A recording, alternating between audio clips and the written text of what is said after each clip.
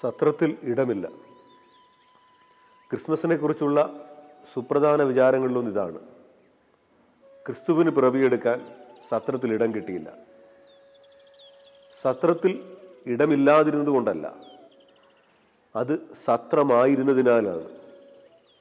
ലാഭനഷ്ടങ്ങളുടെ കണക്ക് പറഞ്ഞ് തീർക്കുന്ന ബന്ധങ്ങൾക്കിടമില്ലാത്തിടത്ത്, സ്നേഹം ചോർന്നുപോയ സ്ഥലങ്ങളിൽ ക്രിസ്തുവിന് ഇടം ലഭിക്കുന്നില്ല.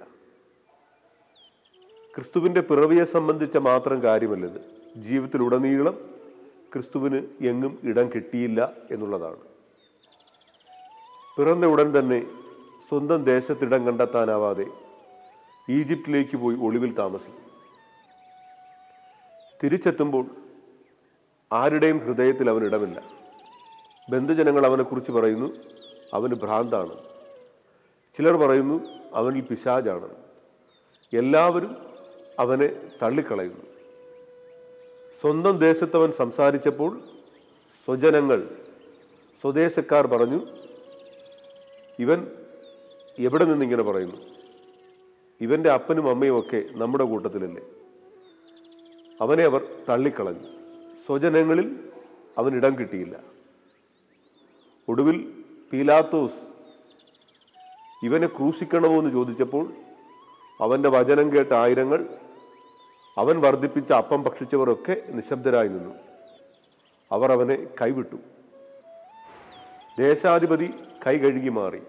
അങ്ങനെ ആരിലും അവനിടം കിട്ടിയില്ല.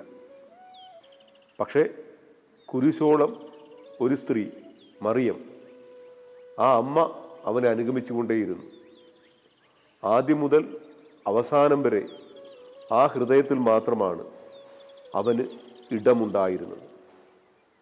ക്രിസ്മസ് ഈ ഒരൊറ്റ ചോദ്യം നമ്മളോട് ചോദിക്കുന്നുണ്ട്: ക്രിസ്തുവിന് നിങ്ങളുടെ ജീവിതത്തിൽ ഇടമുണ്ടോ?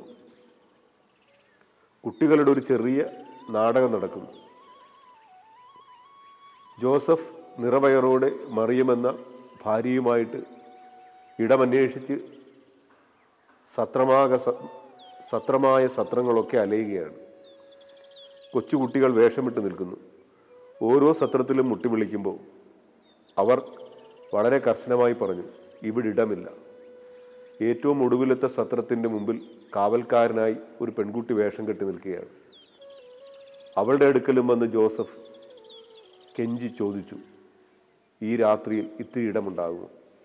പഠിച്ച ഡയലോഗ് അവൾ വളരെ കൃത്യമായിട്ട് പറഞ്ഞു, ഇല്ല, ഇവിടെ ഇടമില്ല. പക്ഷെ അവളുടെ കണ്ണ് നിറഞ്ഞു. മറിയത്തെയും കൊണ്ട് ജോസഫ് പോകുമ്പോൾ പിന്നാലെ ഓടിച്ചെന്ന് ആ നാടകം മറന്ന് ആ കുട്ടി വിളിച്ചു പറഞ്ഞു, എങ്ങും ഇടം കിട്ടിയില്ലെങ്കിൽ എൻ്റെ വീട്ടിലേക്ക് പോരെ, അവിടെ നിങ്ങൾക്കിടമുണ്ടാകും. ഈ ചോദ്യം ക്രിസ്മസിന്, ഈ ചോദ്യം മാത്രം: ക്രിസ്തുവിന് നിങ്ങളുടെ ജീവിതത്തിൽ ഇടമുണ്ടോ? നിങ്ങളുടെ വീട്ടിൽ ഇടമുണ്ടോ? സ്നേഹപൂർവ്വം.